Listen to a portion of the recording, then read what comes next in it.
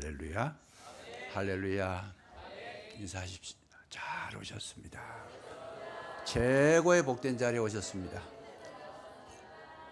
최고의 은혜 자리에 오셨습니다.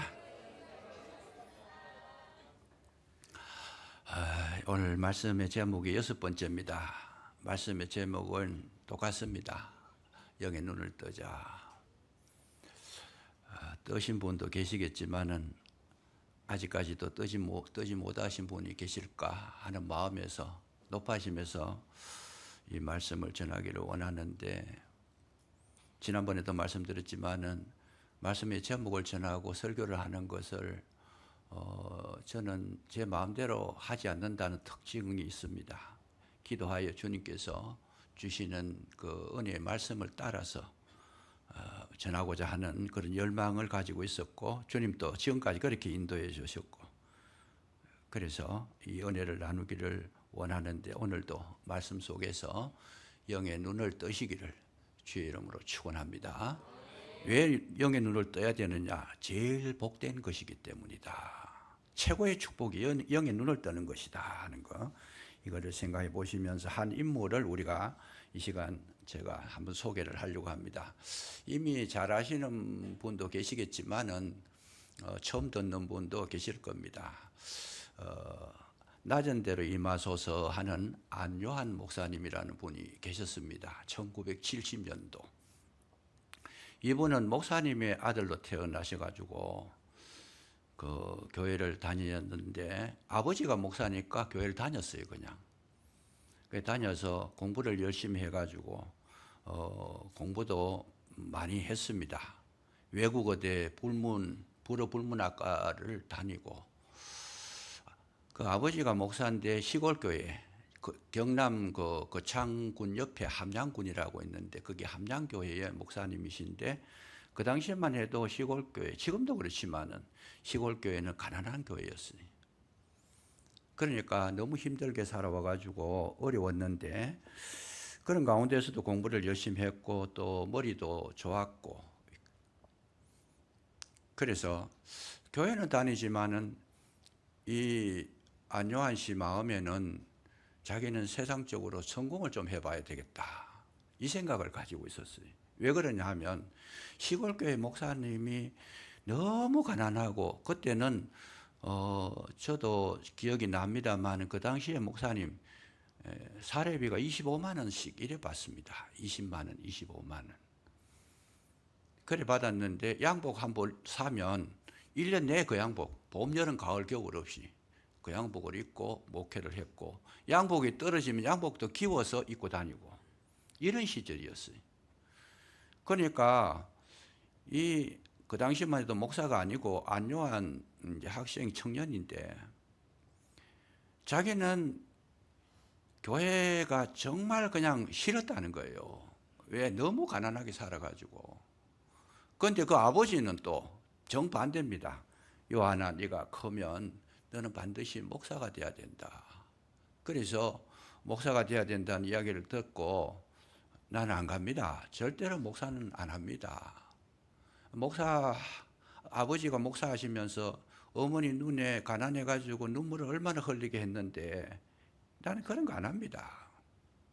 그랬더니 아버지가 눈물을 흘리시더라는 거죠. 눈물을 흘리셔서, 그래서 어쩔 수 없이 이제 신학교를 들어간 거예요. 아버지가 그렇게 애절하게 간절하게 바라고 있으니까 신학교에 들어가서 이제 공부를 하는데, 그 신학 공부를 해볼 때에 가보니까 성경을 가르쳐 주시기도 하고 신학을 공부하는데 도저히 안 되겠더라는 거예요. 자기는. 뭐가 안 되느냐? 아니, 교수님들이 말씀하실 때에 모세가 지팡이를 던졌더니 뱀이 됐다, 그렇게 이야기하더라는 거죠.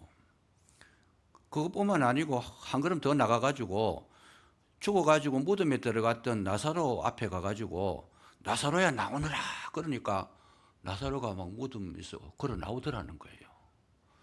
그 저게 뭐냐? 아무리 생각해도 안 돼가지고 교수님을 찾아가가지고 그래 이야기했대요. 교수님, 나 신학교 못 다니겠습니다. 왜 그러냐 했더니 아니 지팡이 던지가지고 뱀 되는 것도 그것도 어려운 일인데 죽은 사람 이름 불러가지고 나사로에 안 나오더라 그러니까 그러 나왔다. 아니 그게 말이 됩니까 그냥. 그래서 난 도저히 믿음이 안 갑니다. 믿을 수가 없습니다. 그래서 나는 도저히 안 되겠다. 그래서 자퇴를 하겠습니다. 그렇게 신학교를 그만뒀어요. 그리고 믿어지지도 않았는 거 억지로 달린다 그러니까 아니 자기 공부했는 거 가지고 세상에 나가서 돈벌이를 하면 얼마나 잘 살 텐데. 그래서 학교를 그만두고 이제 외국에 가서 이제 공부를 더 하려고 미국으로 연결이 돼가지고 준비를 하는 가운데에 초청장을 받게 됩니다. 그 초청장을 받고 기대에 막 부풀어가지고 야 이제 나는 이제 해방됐다. 뭐 말도 안 되는 그런 이야기를 듣고 그 앉아 있으려 그러니까 교수님들도 힘들고 나도 힘들고 얼마나 자유감이 있고 해방감이 있어가지고 너무 좋더라는 거죠. 그래서 이제 편안한 마음으로 생활을 하는 가운데 미국 갈 준비를 하는 가운데 어느 날 자고 일어나니까 눈앞이 흐릿해지더라는 거예요. 뭐가 잘 안 보여요. 선명하게 보이는 게 아니고 흐릿해지더니 이 점차 어두워져 가지고 완전히 안 보이더라는 거예요. 그냥. 그러니까 모르겠어요. 그게 뭔지 뭐 그 당시만 해도 또 의학이 그만큼 발달이 되지도 않았을 뿐만 아니고 갑자기 눈이 어두워지니까 소경이 돼버린 거예요. 양쪽 눈 다 그냥 완전히 소경이 돼버렸죠. 그러니까 아무것도 할 수 있는 게 없어요. 아무것도 할 수 있는 게 없으니까 거기에 결혼을 해가지고 자녀를 뒀는데 아내가 그걸 보더니만은 아이고 당신하고 나 못 살겠다. 아니, 소경하고 어떻게 사느냐. 앞으로 살아갈 그 모든 그런 어떤 삶을 생각해 보니까 눈앞이 캄캄하고 안 되겠다. 내 아들까지 인생을 망치겠다. 그러면서 아들 데리고 떠나버렸다는 거예요. 그래서 소경이 되고 어느 날 하루아침에 아내 떠나고 자식도 도망가 버리고 그러니까 외톨이가 돼가지고 살 수가 없는 거죠. 살 수가 없어서 뭐라고 했는가 하면 이래가지고 살면 뭐 하겠냐. 그래서 그가 자살을 결심하고 죽으려고 했는데 죽는 것도 그 마음대로 안 되더라는 거죠. 그래서 이제 자살을 시도해가지고 생명을 끊으려고 그렇게 하는 그 가운데에 주님이 찾아오신 거예요. 주님이 찾아오셔가지고 요한아 내가 너와 함께 하겠다. 이렇게 말씀을 해주신 거죠. 함께 해주시겠다 하는 그 말씀을 들었는데 지금까지 알지 못했던 세계가 열려지고 말씀이 깨달아지고 믿어지고 하는데 근데 당장 먹고 살 일이 없으니까 방법이 없으니까 무작정 집을 나와가지고 서울역으로 갔다는 거죠. 서울역에 가니까 그 당시 서울역에 1970년대 그때 저도 서울에 한번 가봤습니다만 서울역에는 전부 다 뭐 껌파리 그리고 노숙자들 뭐 동냥하는 아이들 이런 아이들이 서울역에 막 바글바글해요. 그리고 시골에서 오는 사람 뭐 그냥 또 거짓말해가 속여가 사기를 치고 막 이런 그런 세상이었는데 근데 서울역에 무작정 내려보니까 뭐 방향도 모르고 갈 길도 모르고 어떻게 해야 될지도 모르는데 아이들이 자기한테 와가지고 화장실에 가려고 그러니까 화장실까지 가이드를 해주고 배고파가지고 못 견디니까 빵을 갖다 주고 그렇게 하더라는 거죠. 그래 가서 눈은 어두운데 살아가는 데는 그 아쉬운 대로 그렇게 그럭저럭 생활을 했는데 한 번은 아이들이 오더니 선물을 주더래요. 그 선물을 줬는데 그게 뭐냐 했더니 깡통을 준 거예요. 깡통. 그 깡통을 주면서 하는 이야기가 요걸 길가에 놓고 앉아서 가만히 앉아 있으면 사람들이 지나가다가 돈을 줄 거다. 그래가 어느 날 갑자기 그냥 거지가 된 거죠. 그냥 깡통에 돈 떨어지는 거 그거 먹고 살고 이렇게 했는데 그래서 그 아이들이 너무 고맙다는 거죠. 그래서 이 안요한 씨가 할 수 있는 게 뭐냐 하면 자기는 그 불어 공부도 했고 선생님도 했고 이래서 여러 가지 자기 자격증이 있으니까 아이들을 가르쳤대요. 공부를 가르치고. 그게 발전돼 가지고 야간 학교를 하게 되고, 그게 소문이 나 가지고 그 고은하 씨가 주도하는 그런 거에 모금 운동을 해 가지고 교회도 건물 짓고 이래 가지고 이게 소문을 나고 간증을 했는데, 그 마음이 이제 이 돈도 생기고 하니까 신학교를 다시 입학을 한 거죠. 다시 그 입학을 해가 이제 공부를 하는데, 그때에 이제 그 방송국하고 연결돼 가지고 자기가 간증을 했다라는 거예요. 이 아이들하고 같이 생활했던 거, 가르쳤던 거, 이 학교를 세워 가지고 공부를 가르치면서 생활했던 거, 이런 것들, 그 주님을 만나서 눈을 떴던 거, 이런 것들을 다 간증을 했더니 어느 날 미국에서 연락이 왔더래요. 미국까지 이 방송을 타고 미국에서 그 간증을 듣고 우리 교회에 와서 간증을 좀 해줬으면 좋겠다. 그래서 오겠느냐 그랬더니 가겠다 그러니까 그쪽에서 비행기 표가 뭐고 다 싹을 떼가지고 오라 그러더라는 거죠. 안 그래도 옛날에 미국에 공부하러 가려고 했는데 신기한 거예요. 하나님께서 공부하는 게 아니고 간증하러 그렇게 인도를 해 주셔가지고 그 교회 가서 간증을 했더니, 미국에서 그 LA 가서 간증을 했는데 그걸 듣고 뭐 저쪽 남부에서도 저쪽 동부에서도 막 연결이 돼가지고 와가지고 우리 교회도 간증해달라, 우리 교회도 간증해달라 그래가지고 한국에 들어오지도 못하고 계속 간증하러 다녔다는 거예요. 근데 그 소문이 또 세계적으로 이렇게 퍼져나가가지고 영국에서도 연락이 와가지고 영국까지 올 수 없느냐. 아이고, 그럼 나는 뭐 어디 간증하는데 어디든지 가겠습니다. 뭐 주님이 보내시면 어디든지 가겠습니다.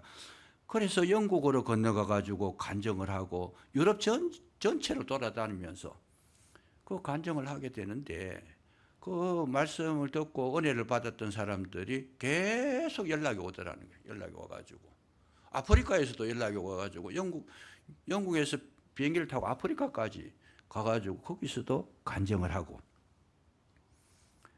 그래서 다닌 그 나라가 50개국을 다녔다는 거예요. 50개국.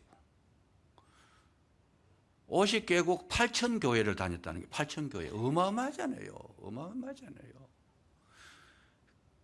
그래서 세계적인 인물이 됐어요. 어느 날 갑자기 이분이 안요한 목사. 그래서 그가 써낸 책이 뭐냐, 나던 대로 임하소서 하는 그런 책을 써내게 되고, 그 당시 우리 시대에도 안요한 목사님에 대해서 모르는 사람이 없었습니다.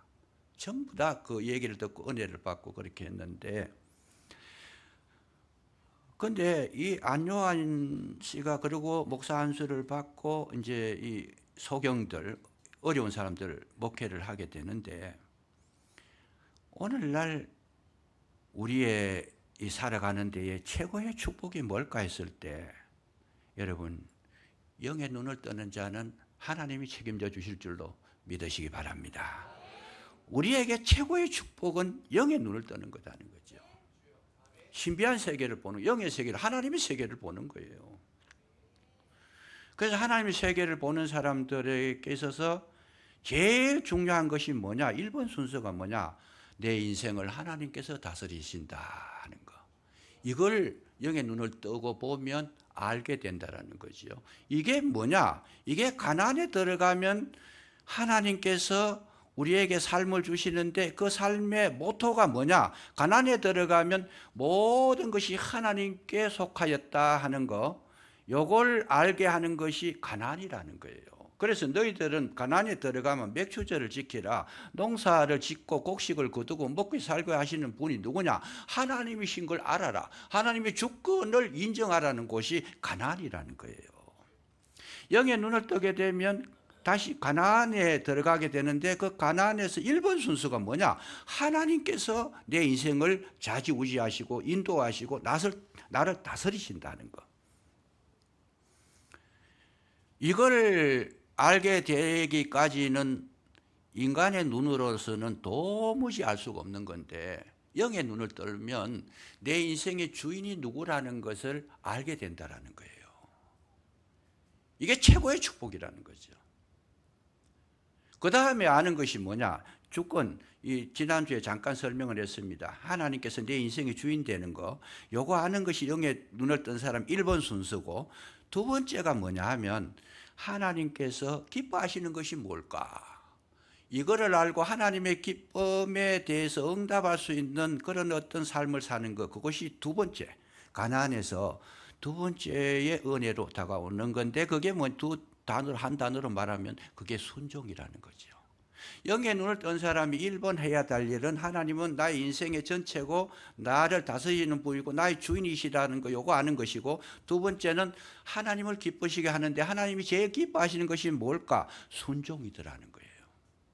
이 두 가지가 가장 중요한 것인데, 저는 이거를 연구하면서 깨달은 것 중에 하나가, 저와 여러분들이 예배 드리기 전에 제일 먼저 고백 찬송하는 것이 뭡니까?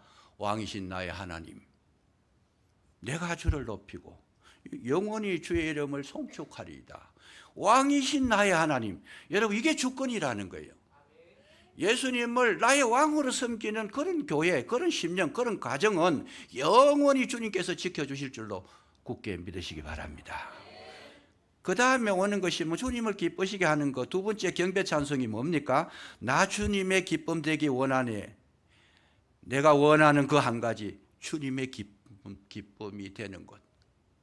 제가 이만큼 오묘한 것이 있는 줄을 모르고 지금 이거를 찬송을 이걸 어떻게 언제 어떻게 정했는지 다 지금 기억이 삼삼하게 잘 모르겠습니다. 그런데 진리를 깨닫고 나니까 이것이 얼마나 중요한지, 우리 교회의 축복이 어디 있었는가 하면 이게 축복이었다는 거예요. 제가 이걸 깨닫고 나서 그냥 전율이 막 생기는 거. 이건 제가 똑똑해서 이거 정한 것도 아니고 언제 어느 때 어느 시기부터 정했는지 제가 이걸 시간이 요즘 너무 바빠가지고 제가 찾아보려고 해요. 언제부터 시작했는지. 지금요 저한테 막 일거리가 밀려와가지고 감당을 못해가지고 지금 계속 밤늦게까지 지금 연구하고 준비하고 계속 노력을 하고 있습니다. 그렇게 하고 있는데 이거 언제부터 시작했는지 제가 찾아보고 그 근거를 찾아보려고 생각하는데, 이게 우리 교회의 힘이 되고 능력이 되고 축복이 되고 하나님의 역사가 나타난 줄로 믿으시기 바랍니다.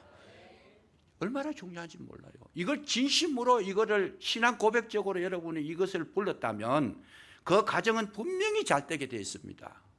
왜? 가나안, 영안이 열려져서 가나안에 지금 살고 있는 것이다. 내 인생의 주인이신데, 예수님이 주인이신데, 주인이 내 가정의 주인이 되셔서, 내 마음의 주인이 되셔서, 우리 교회의 주인이 되셔서 주님이 인도하시는데 뭐가 없어요? 실패가 없다라는 거죠. 얼마나 감격이 있는지 모르겠어요. 그냥. 그래서 아무 생각 없이 부르신 분도 계실 거예요. 그래서 이 영의 눈에 뜨자는 것을 자꾸 지금 강조하고 있습니다. 그냥 부르니까 따라 부르는 거죠. 뭐 그냥 이 뭔 소리인지. 왕이신 하나님. 그러나 진심으로 신앙 고백적으로 주님이 나의 주인이 되시고 나의 주권자가 되시고 내 인생의 참 목자가 되시고, 이거를 확실하게 깨달았을 때에 오는 그 감격. 여러분 다윗이 노래한 것이 뭡니까? 시편 23편을 세계적으로 모르는 사람이 없잖아요. 다 암송을 하잖아요. 그 첫 1절에 나오는 게 뭐겠어요? 여호와는 나의 목자시니 내가 부족함이 없으리로다. 이게 하나님 주권이에요. 주님이 다스리시니까, 주님이 내 가정의 주인이 되시고 내 삶의 길에 목자가 되셔서 인도하시니까 내가 부족함이 없더라는 거예요. 이 은혜가 오늘 이 시간을 통해서 깨달아지시고 영안이 열려지시기를 주의 이름으로 축원합니다. 교회를 아무리 다녀도 이 주권을 알지 못하면, 영의 눈이 뜨이지 아니하면 우리는 주님께서 다스리심에 대해서 전혀 혜택을 입지를 못하는 것이다. 성령이 임하시면 반드시 이것을 알게 되어 있다는 거지. 알게 되어 있다. 두 번째가 뭡니까? 경배 찬송이잖아요. 주보를 보세요. 경배 찬송인데, 나 주님의 기쁨 되기 원하네. 내 마음을 새롭게 하소서. 새 부대가 되게 하여 주사 주의 비추게 하소서.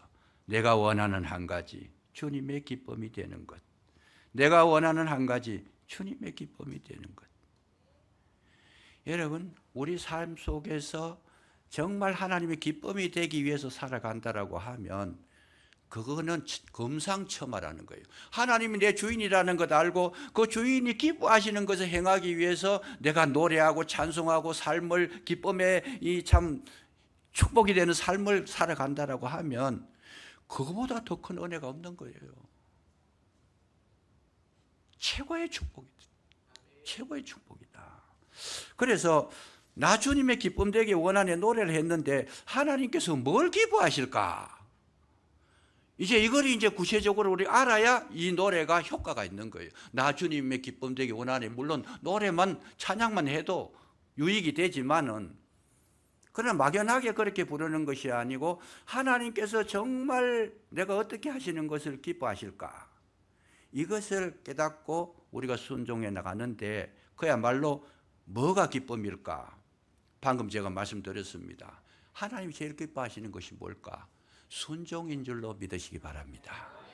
왜 그러냐? 왜 그러냐? 그 원인을 또 아셔야 돼요. 왜 순종을 기뻐하시느냐? 인류가 타락했을 때에 뭐 때문에 인류가 죄악 가운데 들어가고 실패했느냐? 불순종 때문에 그렇게 된 거예요. 하나님께서 선악과, 동산 중앙에 있는 선악과에 너는 먹지 말아라. 먹으면 정령 죽으리라. 그렇게 했는데 사단이 와가지고 괜찮다. 네가 먹으면 눈이 밝아가지고 하나님과 같이 될 것이다. 하나님의 말씀하고 정반대되는 사단의 말을 이 하와가 듣고 불순종했는 거죠. 인류의 비극의 출발이 어디에 있었어요? 불순종에 있었다는 거예요. 불순종했기 때문에 에덴에서 쫓겨났고 불순종했기 때문에 모든 에덴에서 누릴 수 있는 모든 그런 어떤 아주 특권을 다 빼앗겨 버렸어요. 그때부터 이마에 땀이 흘려야 되고 가시덤불 엉겅퀴 막 쳐내면서 농사를 지어야 되고 가시가 방해를 해요. 그건 뭐래요? 인생이 축복의 인생이 가시 인생이 되는 거예요. 늘 살아가는 모습이 남한테 찔리기도 하고 남을 찌르기도 하고 이게 지금 불순종의 결과예요. 왜 자꾸 사람들 다른 사람을 아프게 해요 그냥. 그게 아담의 삶이에요 지금. 우리 인생살이 전체가 뭐예요? 그거 하고 있어요. 계속 다른 사람 가슴을 찔러요 그냥. 가시의 크기에 따라가 어떤 사람은 막 그냥 말뚝만한 가시로 가지고 남의 가슴을 막 찔러가지고 피를 흘리게 해요. 그것뿐만 아니라 자기도 찔려요 그게. 에덴 동산에서는 전혀 느껴보지 못했던 새로운 세계에 들어갔는데 여기에서부터 원수가 돼. 그걸 배웠던 가인은 동생 아벨을 찔러서 죽여버리는, 돌로 쳐서 죽여요 그냥. 얼마나 불행한 거예요. 하와는 해산의 수고를 더 해야 된다. 고통을 당해라. 해산의 수고. 그래서 요즘은 해산의 수고를 아이를 낳으라 그랬는데 오지는 아이 안 낳으려 그래. 안 낳으려 그러는 게 아니고 결혼도 안 하려 그래. 아이를 가져도 해산하지 않고 그냥 개항절개로 그냥 낳아버려요. 해산의 수고를 해야 되는 수고를 안 하려고 인간의 머리가 얼마나 발달돼가지고 피해버리는 거죠. 그러니까 뭐가 안 돼요? 사람이 그 고통을 통해 가지고 하나님의 뜻은 진짜 사람이 되기를 인간이 되기를 원했는데 다 고통을 피해버리니까 사람이 아니고 그때부터는 그야말로 모사꾼이 되고 거짓말쟁이가 되고 모든 것을 자기 중심이 되어버리고 사람이 안 되고 있더라는 거예요. 그러니까 인생이 괴로운 거예요. 그래서 아이 낳을 때 안 아프게 낳았으니까 얼마나 행복하냐. 참 좋지요. 좋은데 낳을 때는 안 아프게 낳았지만은 하나님을 피할 수 있을까? 피할 수가 없는 거죠. 그 아이가 자라면서 내 가정의 가시가 되어버려요. 또 아픔이 되어버려요. 하나님이 명령하신 것을 어길 수 없는 거예요. 우리 인생이라는 것은. 그래서 우리에게 다가온 모든 인생이 살아가는 모습이 계속 아픔을 겪어요. 평생 자녀 때문에 괴로움 당하고 어려움 당하고 아픔 당하고 고민하고 괴로워하고 눈물 흘리고 그러다가 정신 차려 보니까 나이가 거의 50, 60 돼 버리고 그냥. 그리고 인생은 떠날 준비해야 돼.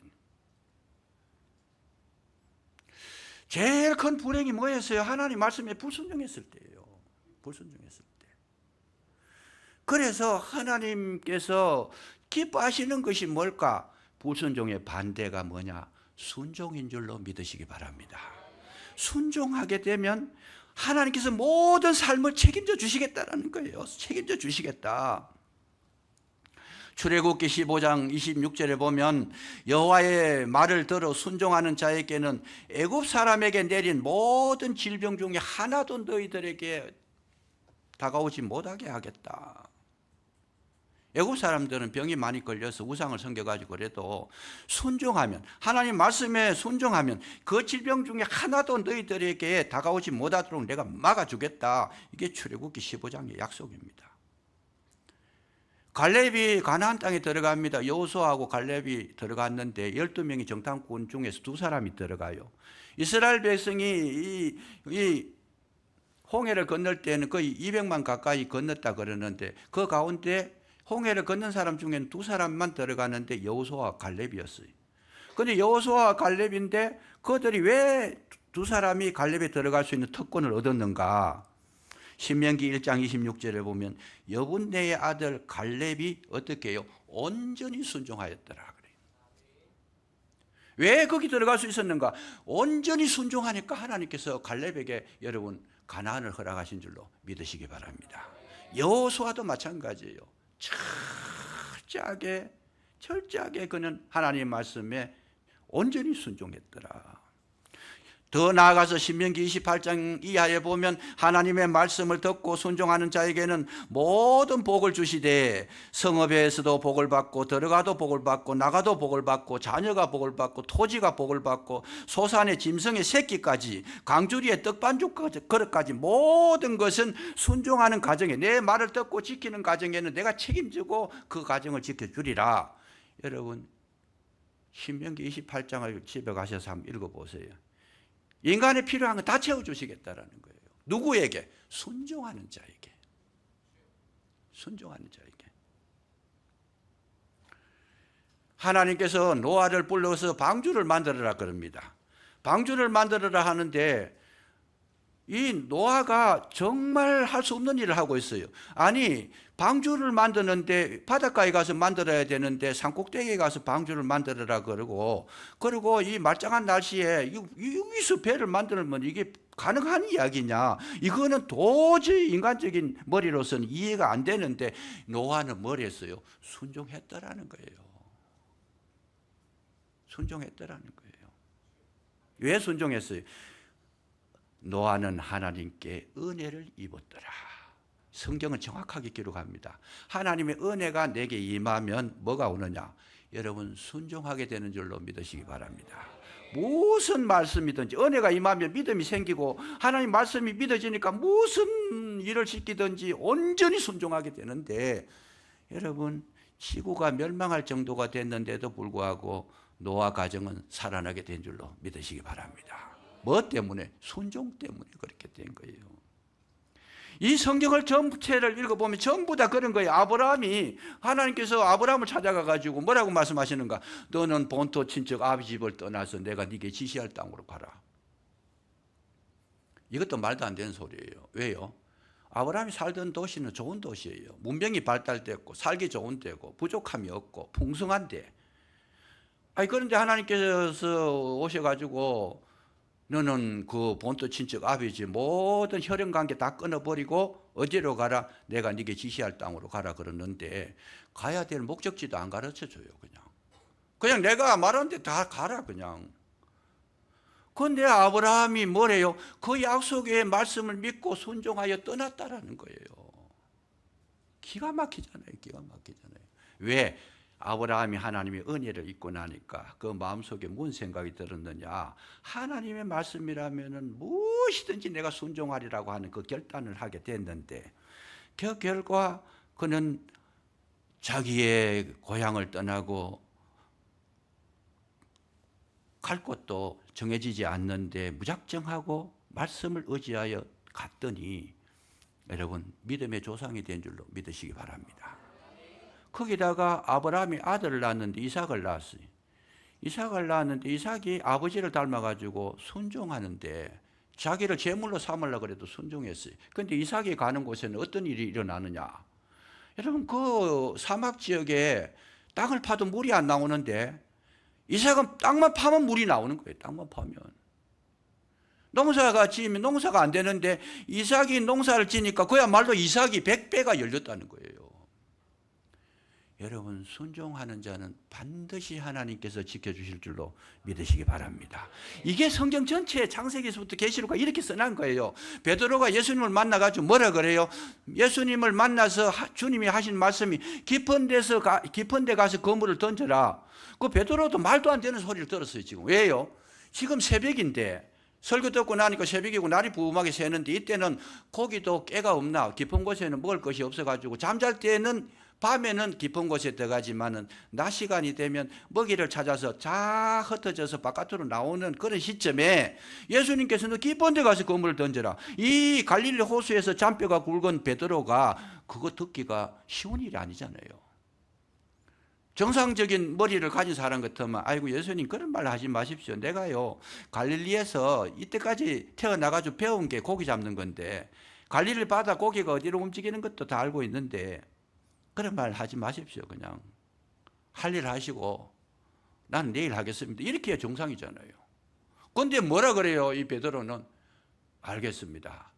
내가 밤이 맞도록 수고하여 얻은 것이 없지만은 말씀에 의지하여 내가 그물을 내리리이다. 여러분 얼마나 많이 잡혔든지 자기 혼자 끌어올리지를 못해서 그 친구의 배까지 초청을 해가지고 넘치도록 여러분 수확을 거두게 된 줄로 믿으시기 바랍니다. 이거 고기 잡았다고 좋은 게 아니고 순종의 열매가 그렇게 풍성하게 열리더라 하는 것, 이거를 우리가 여기서 찾지 못하면 우리는 아직까지 소경으로 있는 거다는 거죠. 이 성경을 이렇게 설명하려고 그러면요 몇 시간을 해도 이 성경을 다 못해요. 그냥 사울 왕이 아무리 자기가 좋은 생각을 가졌어도 자기 생각으로 하면 안 되고 말씀에 순종해야 되는데 자기 뜻대로 해버렸을 때 사무엘이 했는 이야기가 뭡니까? 순종이 제사보다 낫다. 오늘 저와 여러분의 축복이 뭔가? 우리는 말씀을 일단 알아야 되고 그 말씀 알아서 내게 주신 말씀을 따라서 내가 이해가 되든 되지 않든 뭘로? 믿음으로 순종하게 되면 그 책임을 누가 지시느냐? 주님이 지실 줄로 믿으시기 바랍니다. 내 생각으로 하는 거 아니라는 거예요. 내 뜻대로 하는 거, 내 상식으로 하는 거, 내 머리로 하는 거, 내 지성으로 하는 거 아니라는 거예요. 하나님의 말씀을 받아서 그 말씀을 믿고 아멘하고 따라가면 그것은 내 인생은 내 인생이 아니고 주님이 책임져 주시는 인생. 그 인생은 어떤 인생이냐? 실패하지 않는 인생이라는 거죠. 놀랍잖아요. 놀랍잖아요. 왜 우리가 고통을 당해야 됩니까? 하나님 뜻은 우리가 고통당하는 것이 아니고 고통에서 노임받는 것인 줄로 믿으시기 바랍니다. 어려움에서, 고난에서, 괴로움에서, 아픔에서 노임받는 것이 아버지의 뜻이라는 거예요. 질병에서 노임받는 것, 그것이 아버지의 뜻이라는 거예요. 뭘로? 순종하면서 하나님께서 회복시켜 주실 때에는 사람이 고칠 수 없는 거 고쳐주시고 사람이 이룰 수 없는 거 이루어 주시고 사람으로서는 불가능한 것 하나님께서 가능하게 하실 줄로 믿으시기 바랍니다. 그 능력이 어디서 오느냐? 말씀을 믿고 말씀을 받아들여서 그것을 아멘으로 따라서 순종하면 여러분 이제는 나 사는 것 아니요 누가? 내 속에 그리스도께서 사신 것이라. 그 말이 뭐예요? 늘 기쁘게 산다는 거예요. 순종하니까 하나님께서 책임져 주시고 하나님께서 이끌어 주시고 하나님께서 목자가 되어 주시고 정말 우리가 불러야 될 찬송이 있습니다. 그게 뭐예요? 주 안에 있는 나에게 딴 근심이 있으랴. 주와 같이 길 가는 것 절군이라 아닌가. 이 노래가 저와 여러분의 노래가 되시고 찬송이 되시고 승리의 계가가 되시기를 주의 이름으로 축원합니다. 기도하겠습니다. 감사합니다. 오늘도 저희들 불러주셨사오니 영의 눈을 뜨게 하시고 진정 축복의 길을 걸어갈 수 있도록 도와주시기를 간절히 기도하고 원하오니 함께하여 주시옵소서. 예수님 이름으로 감사기도 드리옵나이다. 아멘.